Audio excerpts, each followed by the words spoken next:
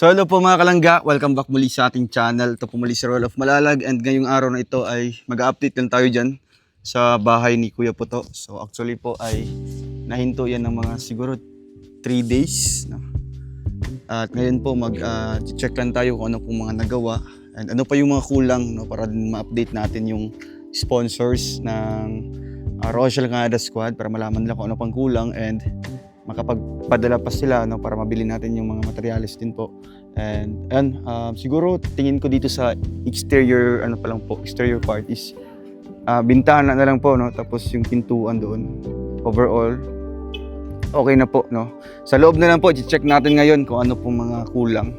Maraming salamat po kay Tita Linlin, Tita Annabel, Tita Angie. Salamat po sa pag-sponsor kay Kuya Puto para siyempre meron silang tirahan po na ganito na sobrang napaka-solid, no? Napaka-solid na bahay na ito kasi bahay na bato po yung ginawa natin.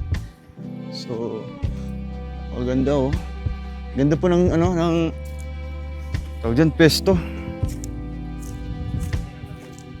Nag-iisang bahay po na full concrete po na tirahan dito kasi ang mga bahay dito ay puro light materials lang po. Pero dito si Kuya Puto ay nag-iisa lang talaga. At maswerte siya kasi siya yung napili ng Canada Squad para handugan po ng bahay na ito. So, ito na. Uy. Ayun.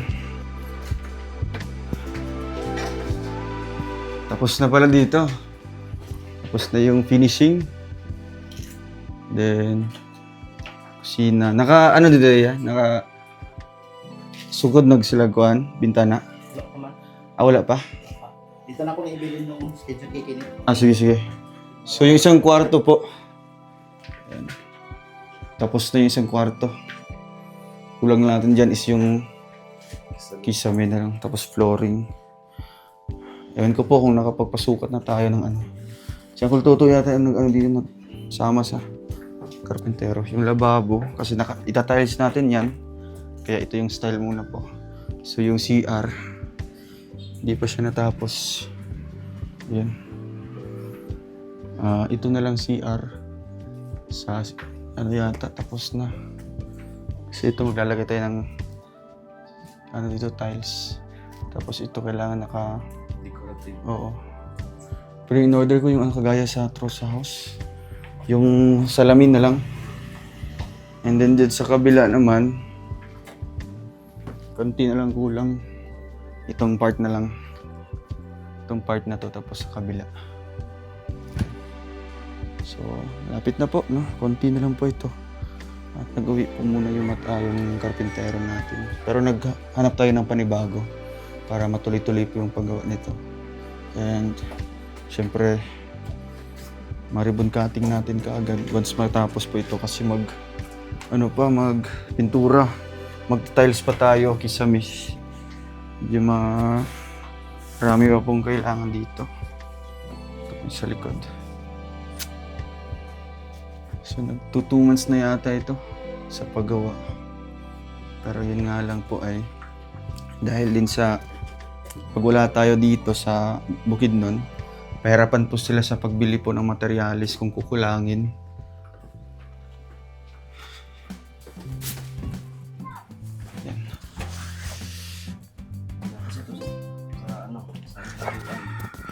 Saan to? Pintuan. Pintuan ng...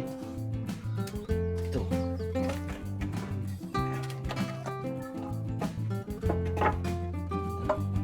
Kunti-kunti na lang.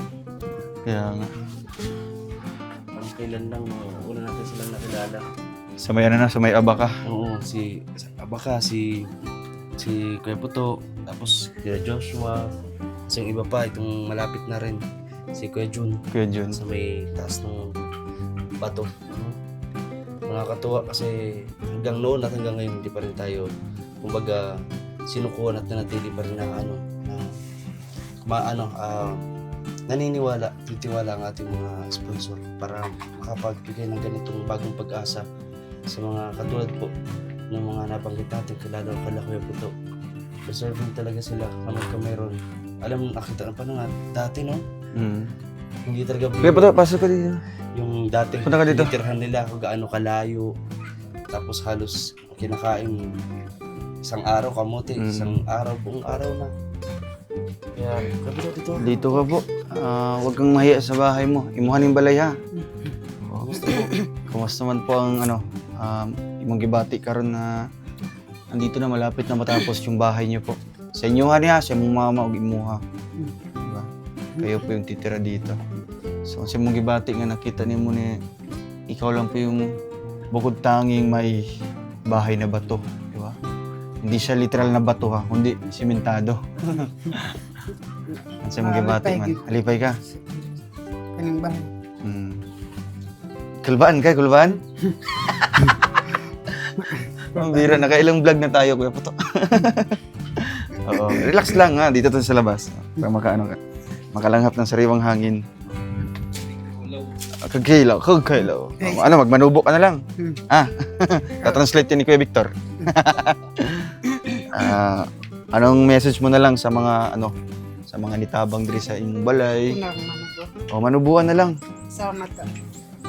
Iyan na, microphone mo na siya. Salamat ka.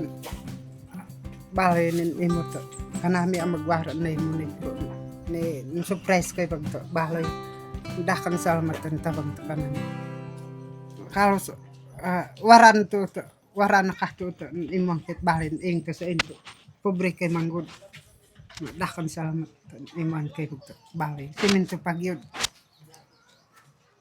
Okay na yan. Ano daw? Intindihan. Intindihan. Wala kasing taga-translate dito. Kasaman tong isa. Wala, paniuban kay na disgrasya. Niuli man dito. Ano sa man tayo mag-iingon?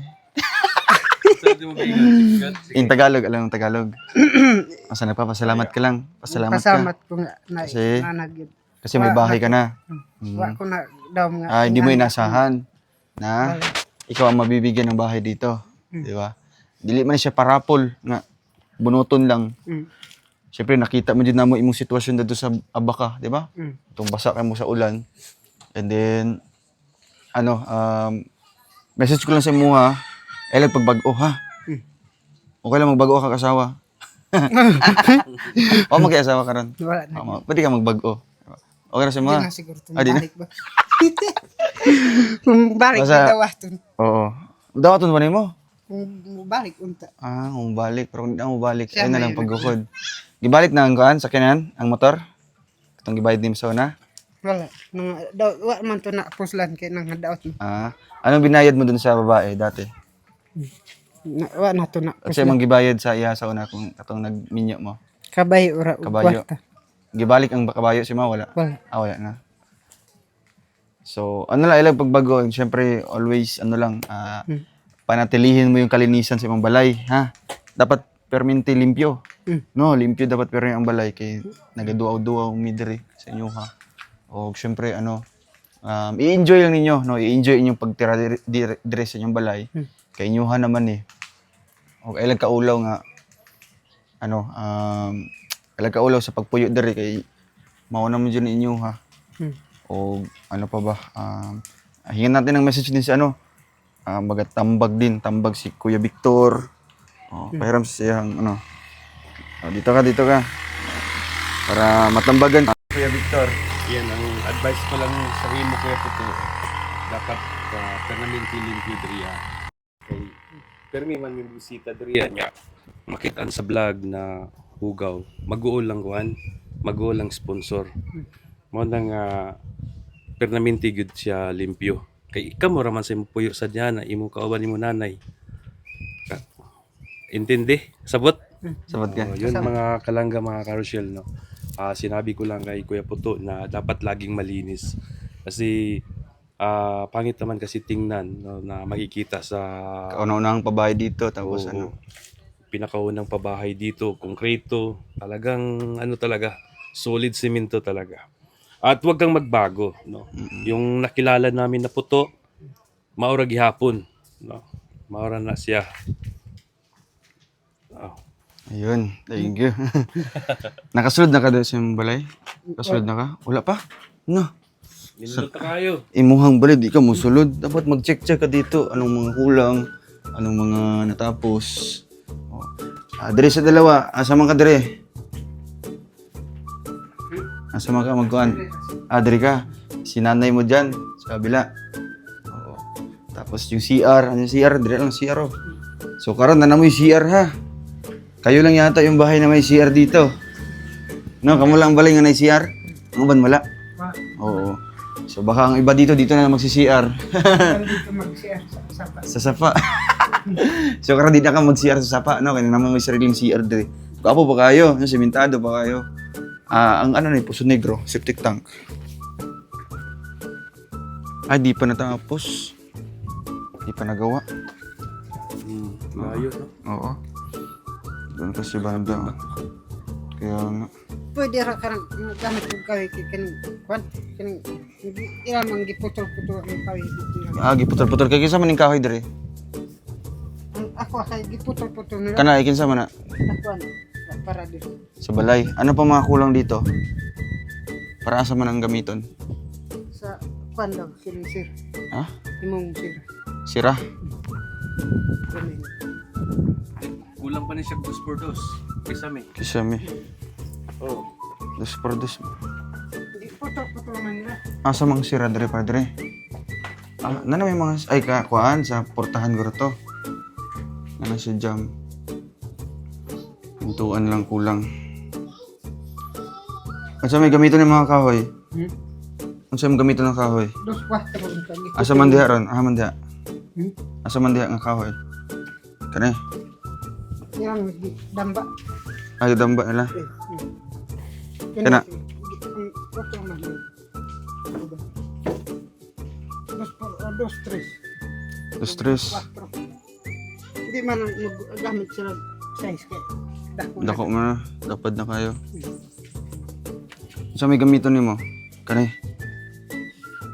Dress pikas, wala dress pikas. Ilad. Man to lang gihira mga kahoy. Kare. Kana. Asa pa? Mga 2-4 ang uban. Dos por dos. Ikaw lang sana, no, kanang mga uban diha. Para magamit ito kay Joshua. Kang Diyos ang manggutom. Oo. Ang kaning- Dili primero din. Kay Joshua to. Kaning kuan, kaning anong damba, mana? Ay isa ng kahoy. Gare. Diri na. Wa tay tabla sa. Sige. 30 man to kabi. Trabaho ka ugma. Sige kuya. Karon. Magtrabaho ka ito. Tiwasan mo. Sige kuya po to. So ayun mga kalangga at natapos natin yung update dito. Actually, marami pang kailangan pero alam ko po matatapos din ito. 'Di ba? Kasi saan ba 'to patungo, 'di ba? Saan tayo patungo? Doon din sa pagtatapos po ng bahay, no. Tapos noon is maribon cutting natin, ma-turnover natin officially kina Kuya Puto and ayun successful po 'yan, no. Kasi kauna-unahang pabahay natin dito. Sa update na tayo ulit kung makapagsimula naman ulit yung karpintero dito kasi nagkuha tayo ng panibago na taga dito talaga para matapos natin. And mag-update na lang ako sa sponsors kung ano pa mga kulang. Semento, tapos bintana, pintuan, kisame, tapos tiles, pintura. Yun ba? No? Yun lang yung kulang. So maraming salamat po and God bless sa ating lahat. Bye-bye po. Saan bro? Saan siya? Para ganun lang siya.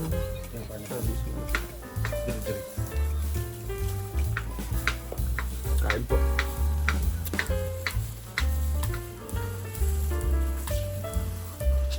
Betats. Go, Betats.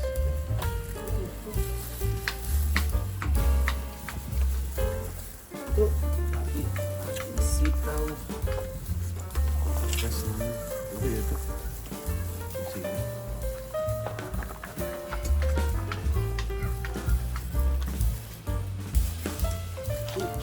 Lalaban ako. Hanggang sa hininga. Pantay ko ito.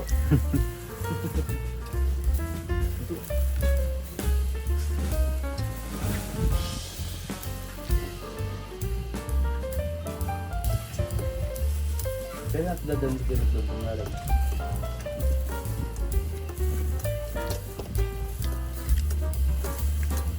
balik natin.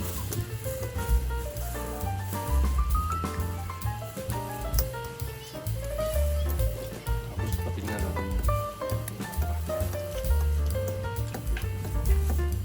Grabe. Kasinahan din. Kasi mamaputong na naramdaman ng tatay niya. Hmm? Mamaputong. Sige. Tatay nga. Ay, baba niya.